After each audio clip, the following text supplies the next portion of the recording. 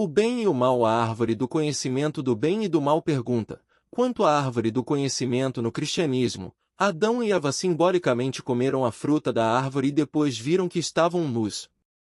Desde menino estou em busca da verdade. Para mim, a verdade é o conhecimento. Esse novo pensamento me veio ontem. Nós comemos da árvore do conhecimento. Então, isso significa que existe algo ainda maior além da árvore do conhecimento? Esse conhecimento, verdade concreta de ser, é apenas um aspecto de quem o nosso Criador é ou de quem nós somos? Resposta: se eu fosse interpretar a história da árvore do conhecimento do bem e do mal, diria que ela representa o conhecimento objetivo, ou seja, o conhecimento sensorial dualista no qual nos identificamos com o objeto de percepção. Essa é a consciência objeto-referência, que aparentemente aprisiona a consciência ilimitada nos objetos em constante mutação da nossa percepção. É basicamente uma compreensão equivocada de quem somos. Estamos interpretando erroneamente o conhecimento objetivo como nosso eu. Em contraste com esse conhecimento, há o conhecimento de autorreferência, que se baseia em uma cognição verdadeira da nossa natureza essencial. Com a consciência de autorreferência, sabemos e percebemos tudo em termos da natureza não local e infinita da nossa consciência. Esse tipo de conhecimento libera, capacita e traz alegria. O estado de sintonia com toda a natureza é representado na história pela vida no Éden, feliz, fácil e bela. É interessante considerar que, depois de terem comido da árvore do conhecimento do bem e do mal, Adão e Eva perderam o direito de comer da árvore da vida no Éden, que dá a imortalidade. Causa e efeito pergunta. Vejo a violência, o crime aumentar por todo o mundo. Os mais poderosos matam os fracos, sejam animais ou seres humanos. É verdade na lei da natureza que cada um colhe o que planta? Se assim for, por que não é claramente visível? Resposta: a lei de causa e efeito ocorre na arena do tempo e espaço. Se não conseguimos ver as consequências da ação, é porque estamos apenas olhando para um segmento estreito de espaço e tempo. O universo é um lugar enorme, e já existe há bastante tempo. Não podemos avaliar adequadamente a verdade do karma olhando para um acontecimento, como um peixe grande comendo um peixe pequeno e, em seguida, falarmos que não há karma, porque não vimos o peixe grande ser comido também. Os detalhes precisos de qualquer ação podem ser difíceis de compreender, mas o princípio geral ainda se aplica. No Bhagavad Gita, o Sr. Krishna até diz a Arjuna que o karma é insondável. Deus e o bom comportamento pergunta: Deus se preocupa com o bom comportamento? Ou ele está além disso, e nos exige apenas ser? Deus também não é o autor do pessimismo, da negatividade, das escolhas erradas, dos xingamentos e do uso de drogas? Muitas vezes, a vida espiritual é considerada como não beba, não fume e não conviva com pessoas que o fazem. Resposta: tudo depende de por qual fase da resposta de Deus você está passando. A experiência de Deus na resposta reativa será uma em que Deus é encontrado por meio de bom comportamento e obediência. Sob este ponto de vista, Deus se preocupa, pois esse é o Deus que você projeta. No entanto, quando se passa de uma experiência do objeto referência de Deus para uma experiência de autorreferência de Deus, a noção de que a proximidade de Deus é uma questão de regras e comportamento torna-se sem sentido. Percebe-se, cada vez mais, que o amor divino ilimitado e a inteligência que chamamos de Deus não é nada além da nossa natureza essencial. Conforme você diz, tudo o que precisamos fazer é simplesmente ser, no mais amplo sentido, de modo a estar perto de Deus. Superando o medo e o castigo pergunta: tenho 20 anos e estou em busca do meu verdadeiro eu e de Deus há alguns anos. Olhei para dentro de mim e li livros, e até fiz pesquisas online. Encontrei muitas respostas em minha pesquisa que são lógicas e familiares, porém, como fui ensinado de forma diferente pela Igreja e pela Bíblia, às vezes temo ser punido por Deus por não acreditar que Jesus e a Bíblia são os únicos caminhos para ser salvo da desgraça. Minha lógica e intuição me dizem o contrário, mas não consigo me livrar dessa paranoia de que posso estar errado. Você tem alguma sugestão para reconfirmar a minha busca pela verdade? Resposta: um Deus que distribui punição e condenação com base em regras de obediência é o Deus das fases 1 e 2. A forma de superar o medo e a limitação dessas fases é experimentar a resposta de consciência em repouso. Aqui se conhece diretamente o Deus da paz interior e o silêncio que transcende o Deus da vingança e retaliação. A meditação e a contemplação silenciosa são os meios de desvendar uma verdade de Deus mais profunda. A compreensão que surge da resposta de consciência em repouso suplantará naturalmente as antigas noções de medo e condenação que caracterizaram suas primeiras crenças em Deus. Sofrimento pergunta: você acha que o sofrimento e as lições que ele nos ensina têm um papel importante em nossa jornada de volta a Deus? Resposta: não, o sofrimento em si baseia-se na ignorância. Qualquer glorificação da ideia de sofrimento apenas reforça essa ignorância e nos leva para mais longe de Deus. Quando percebemos nossa verdadeira natureza, nos conhecemos como consciência de felicidade, para além de toda dor e sofrimento. Não estou incentivando a negação das dificuldades que possamos enfrentar ou fingindo que as coisas estejam formidáveis quando não estão. É importante estar plenamente no presente e aceitar o que está lá, independentemente de ser agradável ou desagradável. O sofrimento surge quando nos identificamos com a dor e interpretamos essa experiência como necessária. Quando a consciência é de autorreferência, ela se identifica com sua natureza ilimitada, que está além do prazer ou da dor.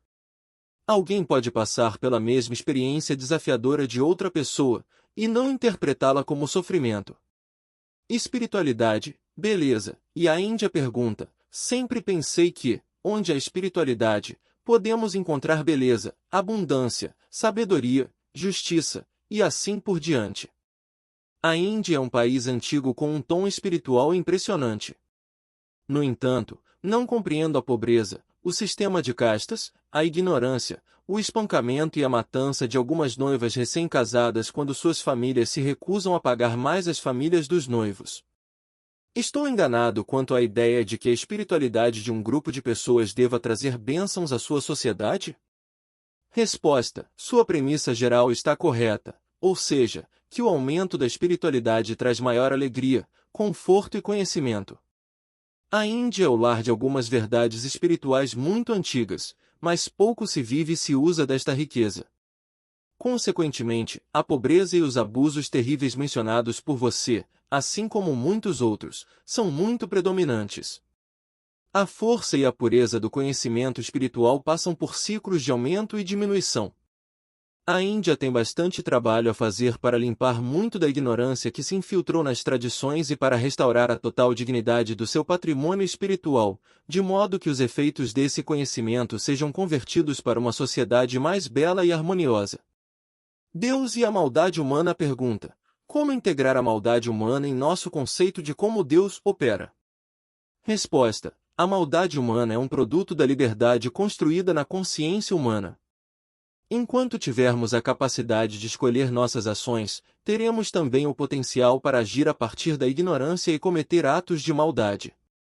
Ao criar a humanidade com livre-arbítrio, Deus teve de permitir que se cometessem erros e o que chamamos de maldade. Faz parte do pacote que vem com a escolha. A única maneira de Deus eliminar a possibilidade da maldade humana seria criar automatos humanos sem capacidade para ter autodeterminação ou escolha. O pecado, o sexo e Jesus pergunta: você acha que o conceito de pecado, ou de nos vermos como pecadores que devem se arrepender de modo a encontrar Deus é, de alguma forma, espiritualmente útil? Jesus, de alguma forma, é um caminho superior ou necessário para a realização de Deus? Você acha que o sexo e os prazeres do corpo são maus, errados ou não espirituais? Resposta: as respostas curtas para essas questões são não, não e não. A ignorância por trás de quem se identifica como pecador é extremamente destrutiva para a jornada espiritual como um todo. Enxergar a si mesmo em termos de limitações, erros e maldade só pode levar a uma barreira entre você e Deus. Tenho o maior respeito pelo cristianismo puro e por todos aqueles que encontraram a libertação por esse caminho, mas com certeza esse não é o único nem o melhor caminho para todos. Quanto ao sexo, não é mau nem pecaminoso. Acho que isso foi inventado anteriormente sob a ideia do celibato. O sexo é um belo presente de Deus para nós, uma experiência milagrosa em que podemos sentir uma profunda união que rompe nossas limitações e o egoísmo, e nos abre para a felicidade e o amor expansivos.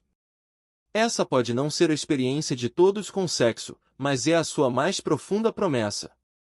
Devo deixar claro que não defendo a promiscuidade ou o sexo indiscriminado, mas no contexto de um relacionamento amoroso, o sexo é belo e, com certeza, não é errado nem vergonhoso. Aqueles que propagam as ideias da vergonha, do mal e da verdade exclusiva, em nome da espiritualidade, o fazem por uma necessidade desesperada de estarem certos, pois, na ausência da experiência real da união espiritual, estar ideologicamente correto é sua única alternativa convincente. Quando se compreende o medo e o desespero por trás de tais posições, é possível entender por que é tão importante para eles tentar convencer os outros que descobriram essa verdade universal. Culpando Satanás pergunta, assisti a seu debate sobre a existência de Satanás. Achei muito interessante. Embora eu seja um cristão devoto, queria entender sua posição sobre isso.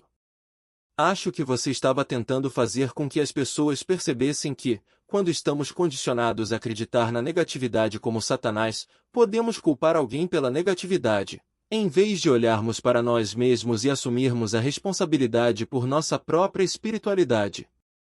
Se isso não estiver correto, gostaria muito de saber o que você realmente quis dizer.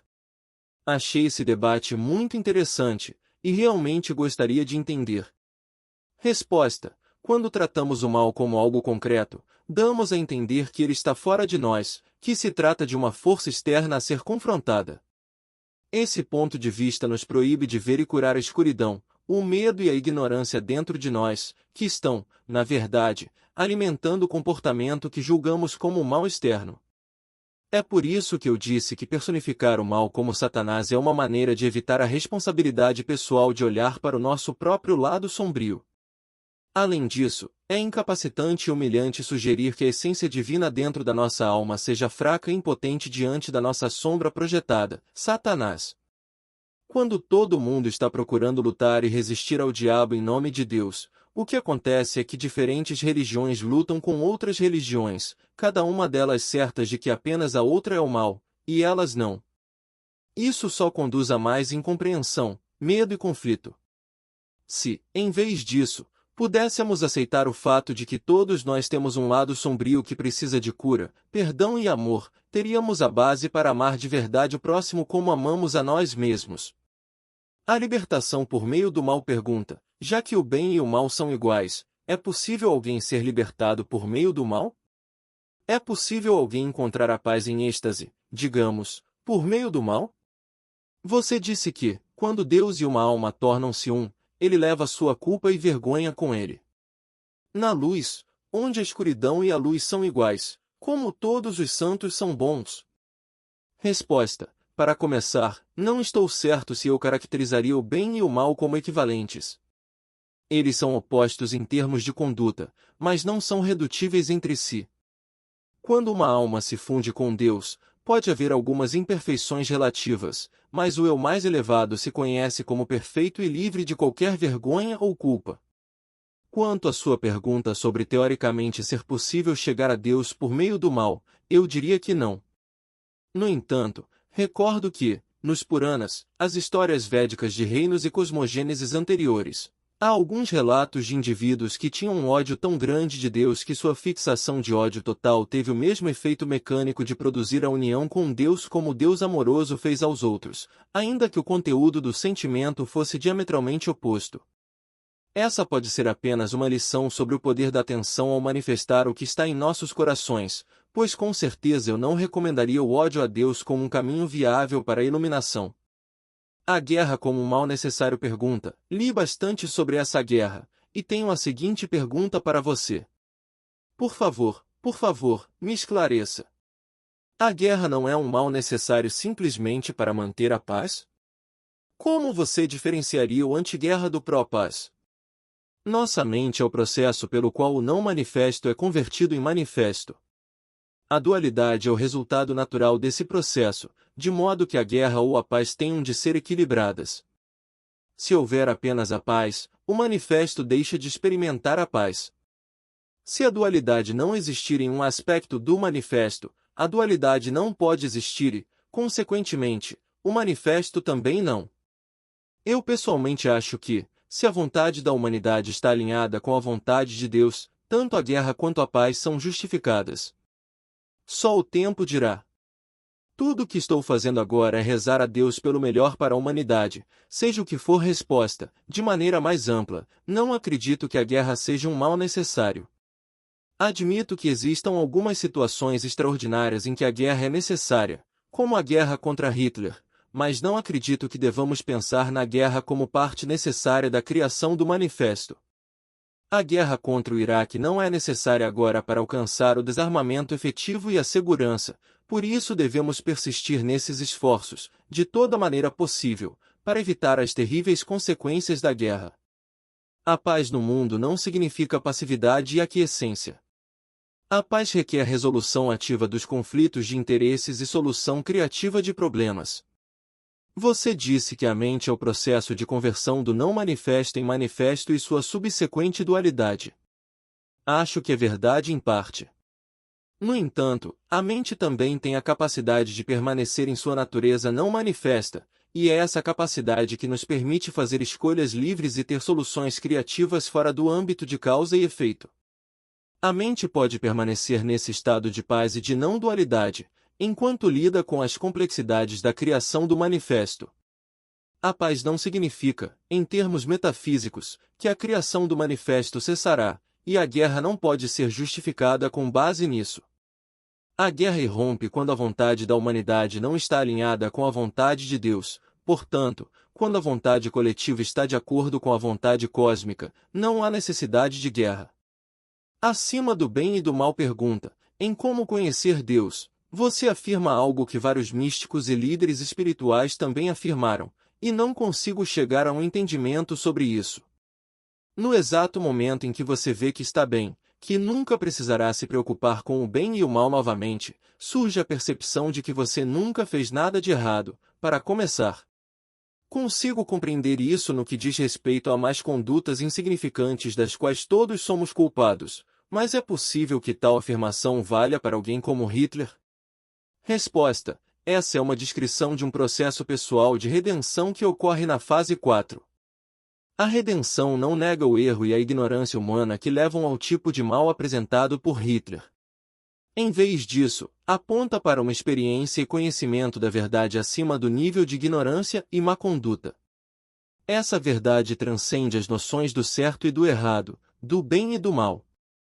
A fase 4 da resposta de Deus não é uma posição filosófica sobre o bem e o mal, mas uma descrição da recuperação da nossa natureza espiritual essencial após todo o velho condicionamento de medo, culpa e vergonha que, de alguma forma, limitaram o nosso ser ilimitado.